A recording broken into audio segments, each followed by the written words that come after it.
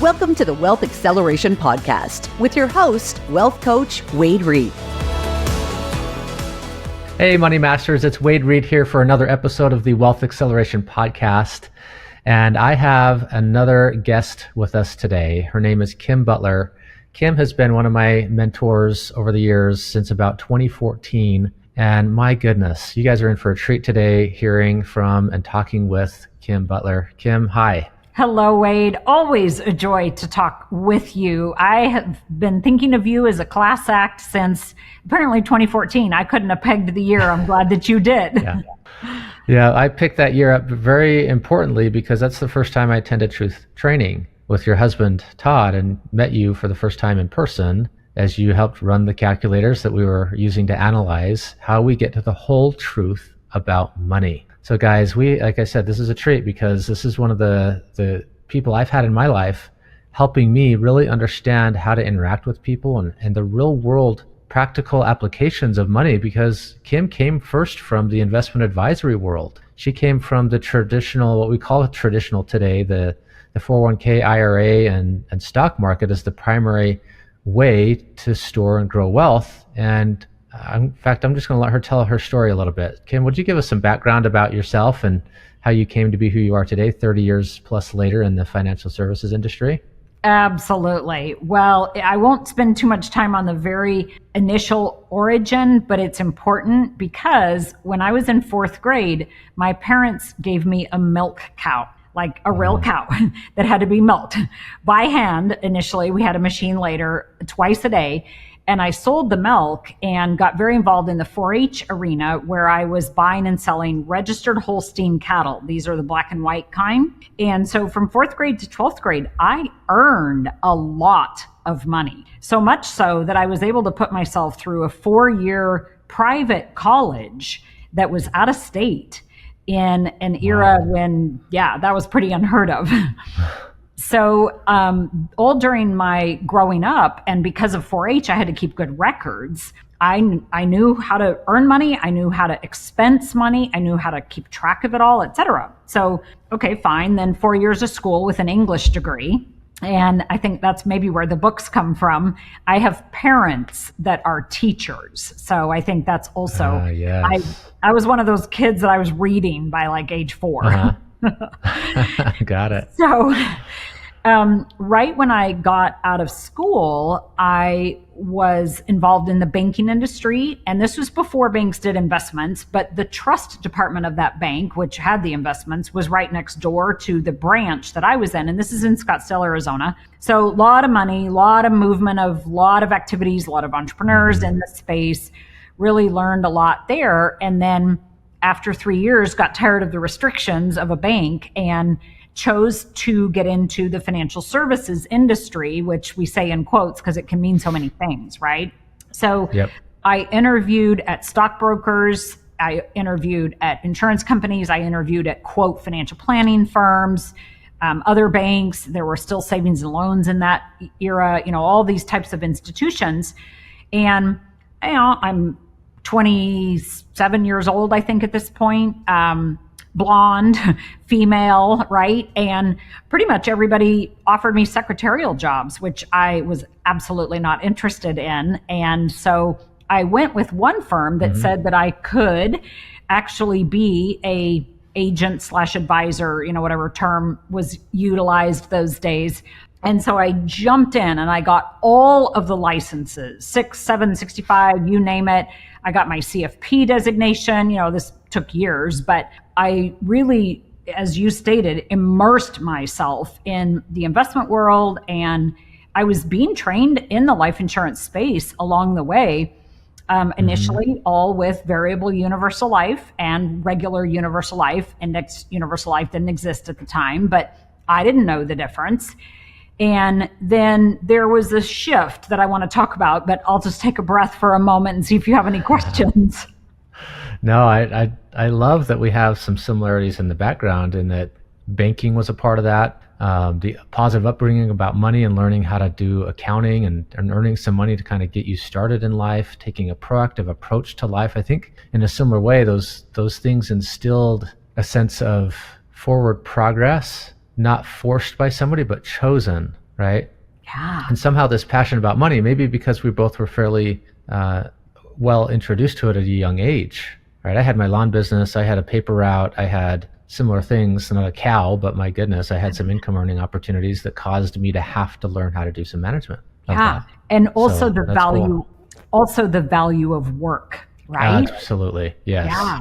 And that work, like, so I know you have this sort of philosophy that it's important to have some level of faith in your finances, and I mean, I'm all about that. My listeners know all about that part of my life, and I think you'll agree with this. Work is really a gift from God. It's the gift to create something out of our own hands, right? It gives us purpose. It gives us a sense of accomplishment. It gives us a sense of progress, because we're doing things that solve problems, serve people, right? And it's this interconnected world we live in where our sociality is so important. We're such really social beings, aren't we? Yeah. And work connects us to each other. Well, I believe we were put on this earth to serve. And my sister, Tammy Brannon, you would have fun interviewing her someday. Yeah. She operates under a quote that she found, which was, "The day that you were born, a problem was solved." Because if you think about the talents that God gave us, we are here to put those to use. And I also believe that people should and will want to put them to use literally until the day that they die. And work should not be a negative 4-letter word. It should be an act of love, a gift of service, if you will.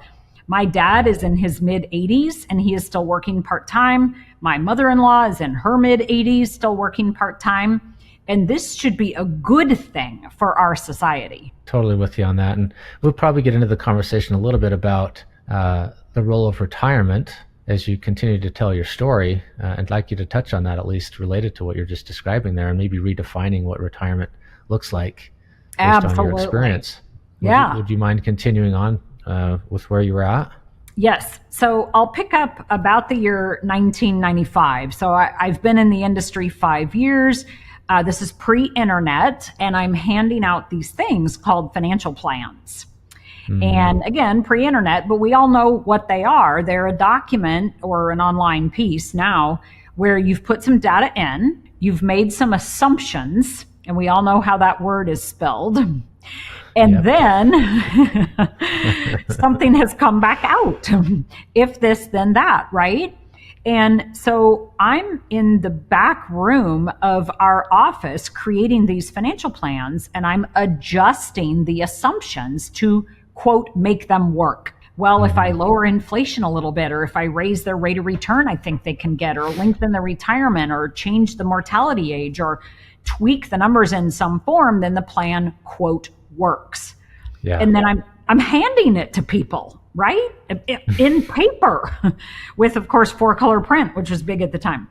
Well, you can't be morally sound and do that very often without starting to feel sick to your stomach. And I really got not to over dramatize it, but I got a crisis of confidence, because I thought, I am not okay with these pieces of paper being out in the marketplace, because they're not accurate. They're never going to be accurate. And wait, let's pause on that for a second, because I want our listeners to really, really get that. A financial plan, as you described it, was more or less, here's your current state of affairs, your income, your expenses, your current assets, maybe your savings balance and investment balance, the mortgage that you might have, or whatever. So you have all these current financial values, not your personal values, the value of your assets. Right. And then you talked with them about their goals and what their future objectives are, maybe when they want to retire. So there's a certain age. One assumption is the age of retirement. One assumption is the amount they want to have at retirement, the amount of income they want to generate at retirement. And then you would generate these reports from some sort of software that would throw out a set of papers that would be their financial plan. That's what you're talking about. Yep. And you're saying you were getting this kind of moral crisis of morality related to that, because they just were highly unlikely to work long term. Is that right? Correct. Because it's too much if, and in a sentence, if this, then that, when there's too much if, or when there's too many assumptions made, then the plan is not worth the paper it was printed on. You know, we can look at it as an exercise, but then it should be thrown away. And that is because It could go so far wrong. Yeah. Right. The emergency that you didn't think about, the change of job, the physical location change to a new state or a new city. I mean, so many variables are immediately wrong the moment you print that paper. Right? So we need adjustments. We need to think about a plan more as a strategy, right? Yes. This is kind of the trajectory we're headed on, but we need to make regular adjustments to it to make it actually more likely to turn out. Yeah.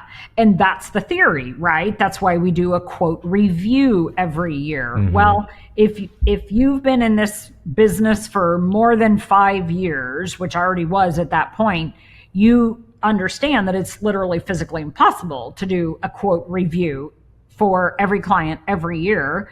The clients don't want that. You don't have the time. I mean, even with today's world and AI and the ability to tweak it, it's just not the most efficient way to go about things. And you asked or stated at the beginning of our talk time today, I'm looking for practicality. And it's such an important thing because there's so much esoteric conversation around money, and our clients can learn from that, but they don't always know what to do with that. And while I would love to remind us all that we're human beings, not human doings, the fact is when it comes to money, we want to be doing something. And so this idea of a plan that you're going to supposedly review every year, I just found to not be realistic. Yeah. I think there's this human tendency to want to be lazy. Yeah. All right. Set it and forget it. Tell me what my plan is, and then I'm just going to keep working and I'm good. So what do you do instead? Yeah, I want to hear what your thoughts are on that. What was this transition like, and what are the approaches that you take now that you had that understanding? Well, a variety of things occurred within the next 3 or 4 years that helped me completely shift my approach. So one of them was I met Todd Langford, who you mentioned. We were not married at the time. He was an assistant to a very unique thinker in our space named Norman Baker, who's long since passed on. And Todd was the analytical person, the computer programmer behind Norman's thinking. So we could say Norman was the conceptual person and Todd was the analytical person. And I learned to really question a lot of things. Number one, all the assumptions, right? So the assumptions around inflation rates and tax rates and interest rates and that kind of thing. I can't remember the exact era, but there was a stock market crash in there. So that caused me to question all of those assumptions, right? I was in Phoenix, Arizona. It had a real estate crash all in that various decade or so. So that caused me to really question a lot of assumptions because I saw clients that had been doing very well that were literally out in the streets. And there was just a whole bunch of things going on that caused me to look for a different approach, a different strategy, if you will. And I met a group of people that were supported by Todd and Norman on the analytical side that had a conceptual approach that basically said, stop trying to plan, especially out 20, 30, 40 years, and instead just try to do the best that you can the next 3 to 5 years with the money that you have.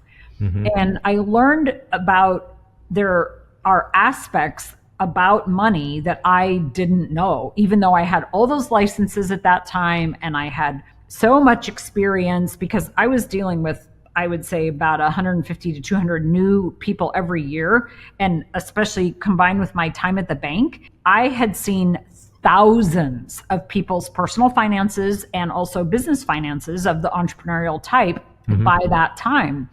And so I learned about whole life insurance. I did not used to know the difference between whole life and universal. I learned that.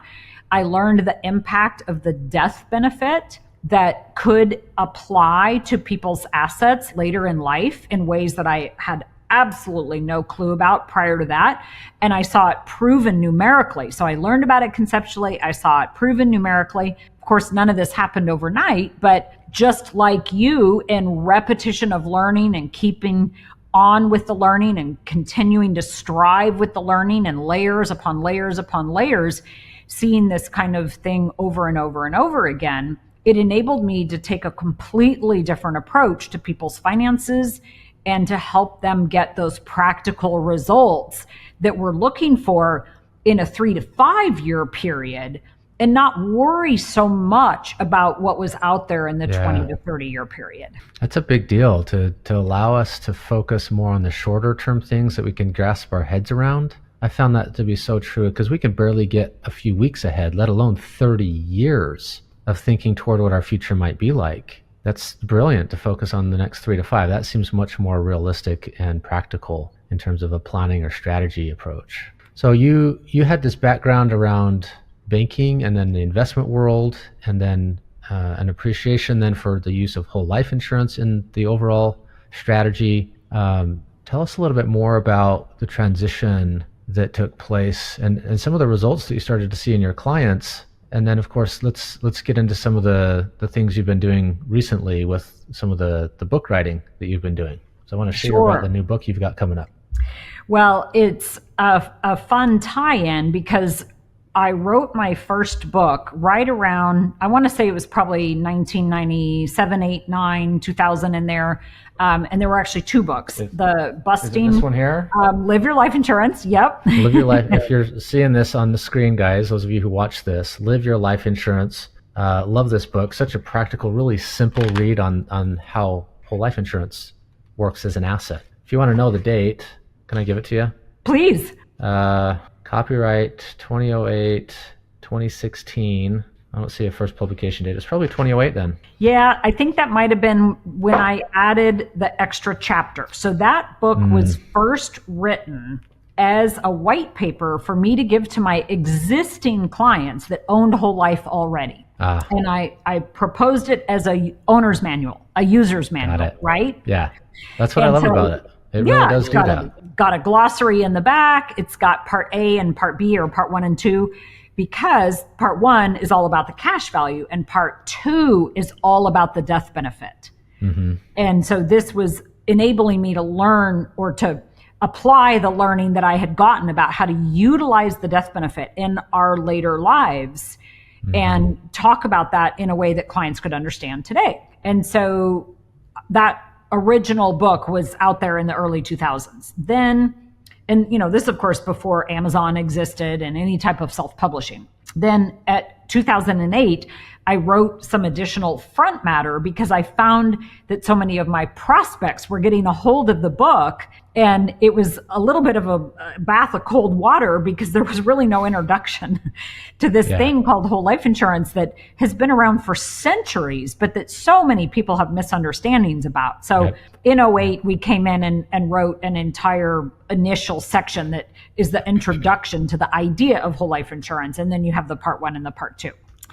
When you pick the book up, I saw the Rich Dad Poor Dad book behind it. And that gentleman, Robert Kiyosaki, who wrote that book, came into my life because my first husband was a real estate investor and a salesperson for investor real estate, like apartment buildings and hotels and that kind of thing. Mm-hmm.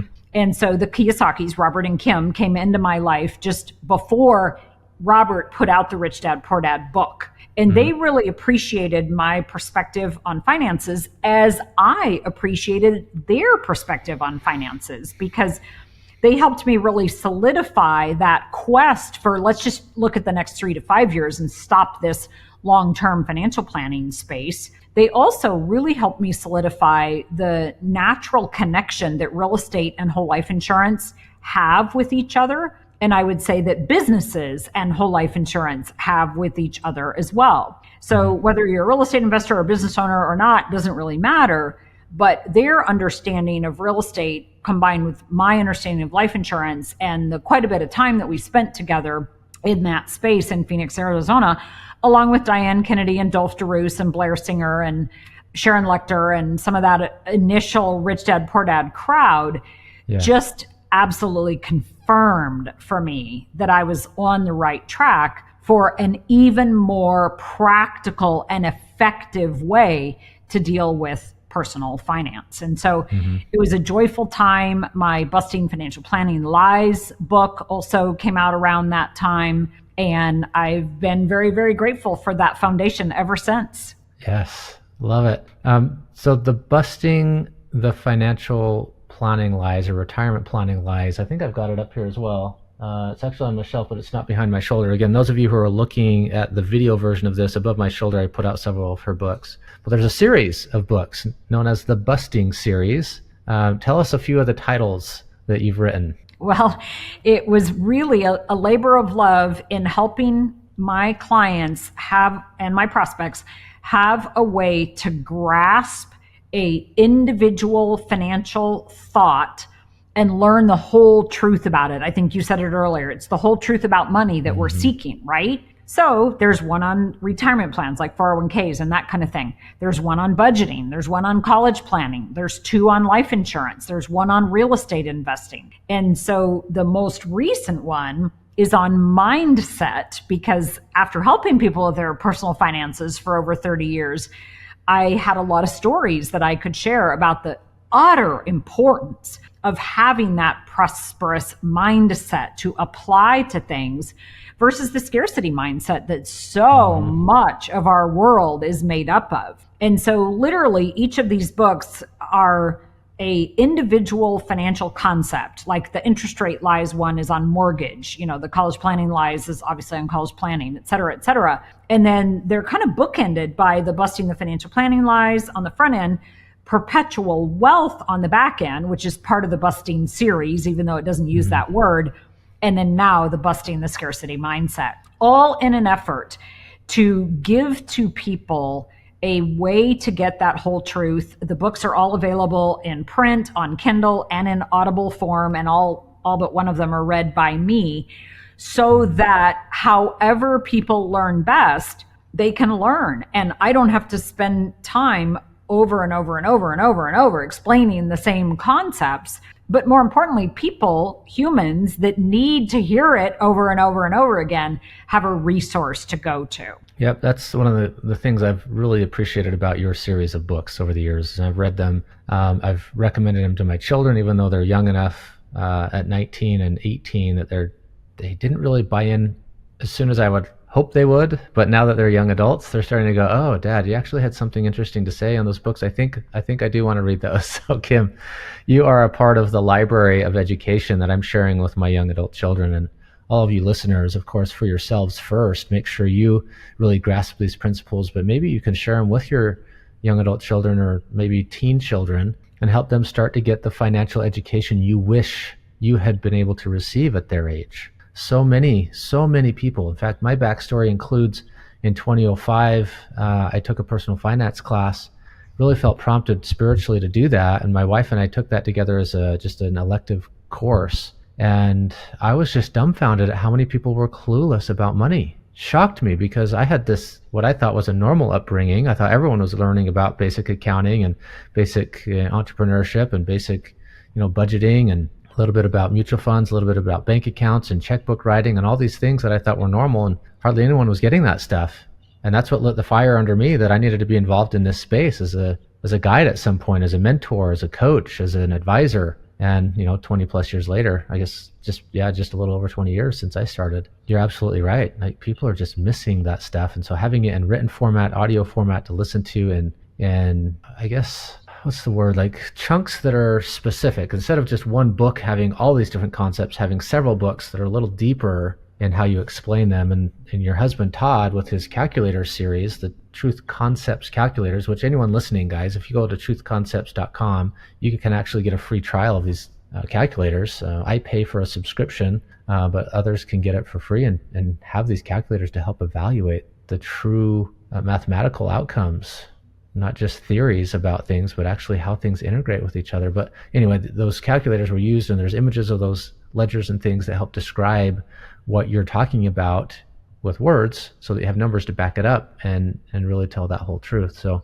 tell us a little bit more about this new book, though, the Busting the Scarcity Lies. That one is fascinating to me because I think mindset is perhaps the most important part of money. It is, and it's so valuable because we can so easily shift it within a second. And so if you think about anything that you are thinking about in life, so if we actually just stop for a minute and think about our thinking, which is a Dan Sullivan quote from Strategic Coach, to think about your thinking, we can realize that often our thoughts come into two sections. One is I'm going to call a prosperity oriented section, and one is a scarcity oriented section. And we can realize that no matter what the subject matter is, it could be our health, our relationships, our money, those two camps, the prosperity thinking and the scarcity thinking, are always at play. And what's so fabulous about thought is that it can be shifted in an instant. So I'll share with you a fun story from a client of mine that was getting a lesson in helicopter flying. So he's in the helicopter, he's over a football stadium. He's fairly new at helicopter flying, not military, just normal. It's something he wanted to do.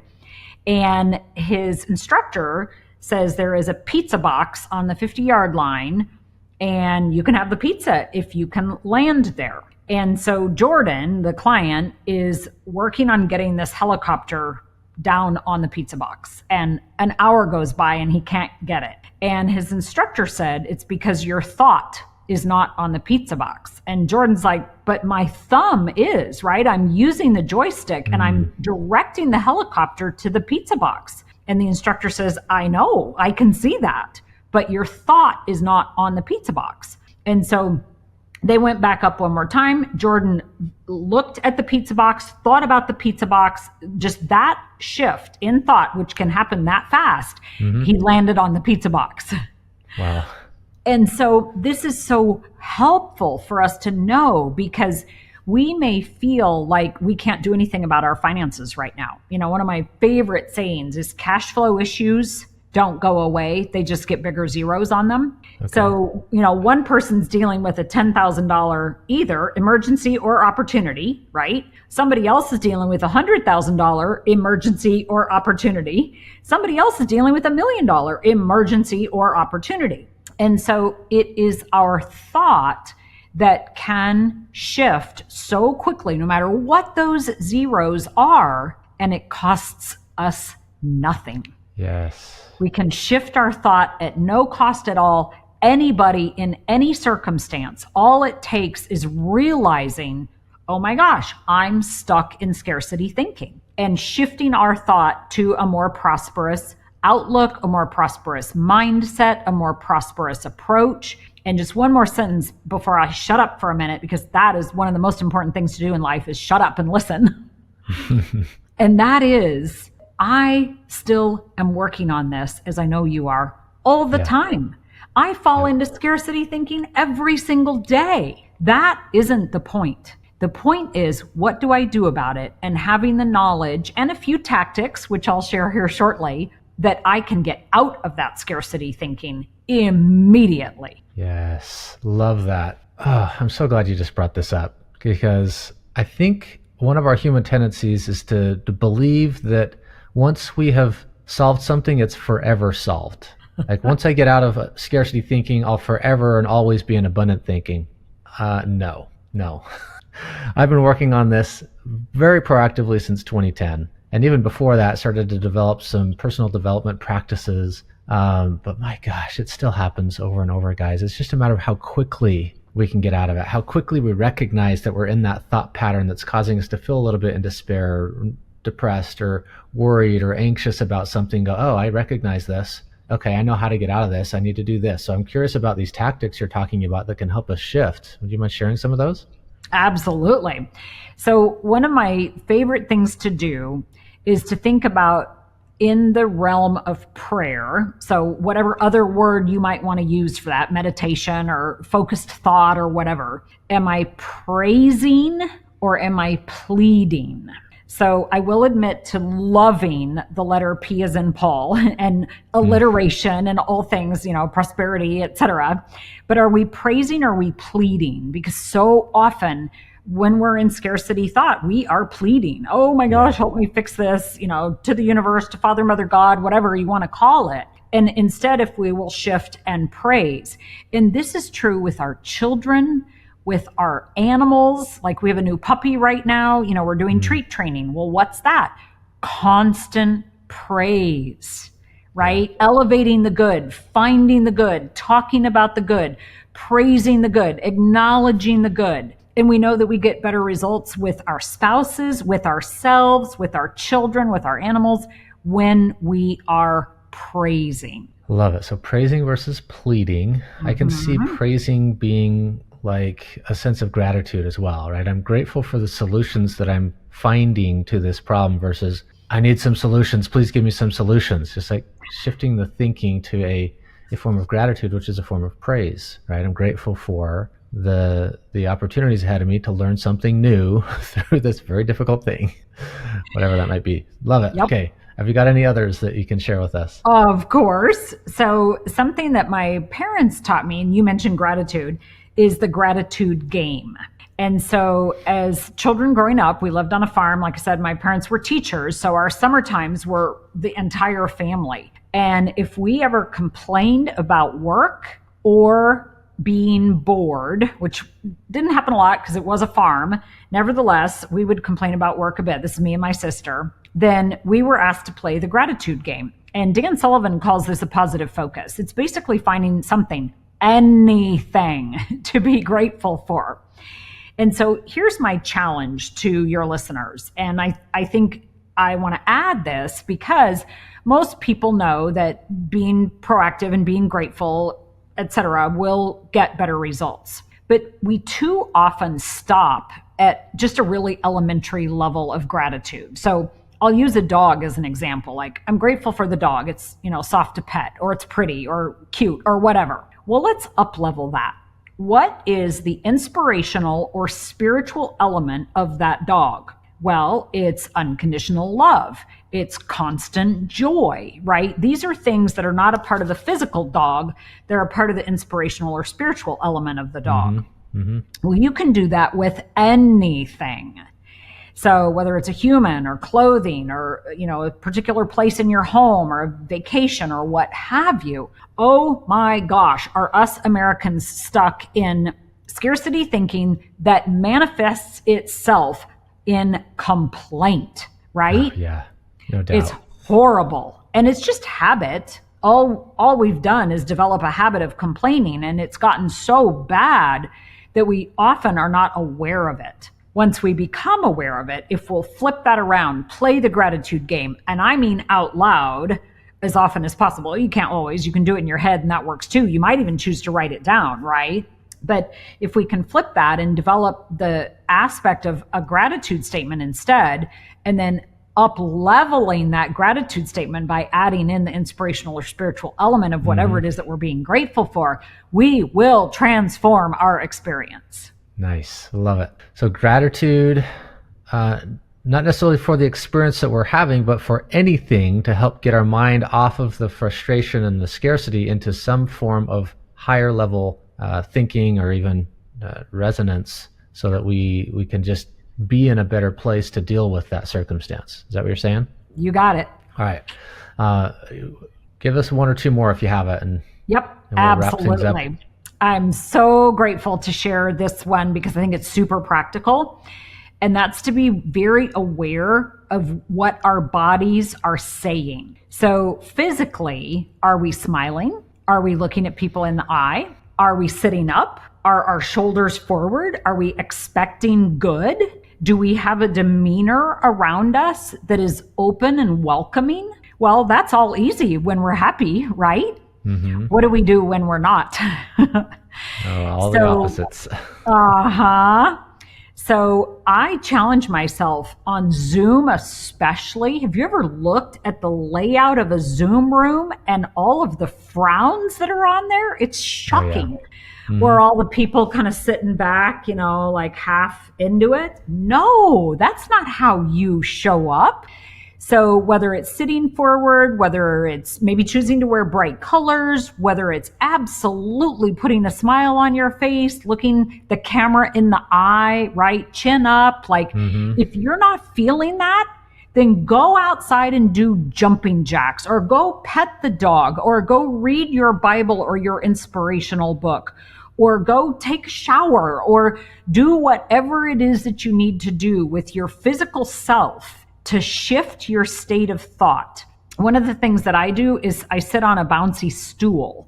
I won't do that now because it's obnoxious in the camera, But I'm literally able to bounce, and I have a trampoline nearby, and I do other things, and I mean it. I sometimes will physically get up and go do jumping jacks. If I need to shift my physical self so that I can shift my state of thought, so that I can shift the look on my face. Yeah, it comes through. I've noticed that personally. And it doesn't have to be hard. I love that all these things are just super simple, straightforward things to do. And we just forget, like, go out for a walk. I'll do that sometimes. I'll get up and I'll just go out for a walk. I'll go get some sun, go pet the dog. I had one of my friends who was a life coach at some events. She would say, hey guys, let's get she'd call it the energetic espresso shot. She's like, let's do some handstands or some headstands. And she'd get the body upside down. The blood flows to the head and just like totally shifts the experience. It creates this joy. It creates this like really positive shift. Silly things like that. I mean, a handstand, really? I mean, if you're that's not easy. Not everyone can do that. But she's like, anyone who's willing, like, we'll hold your legs. Let's just give yourself 10 seconds upside down.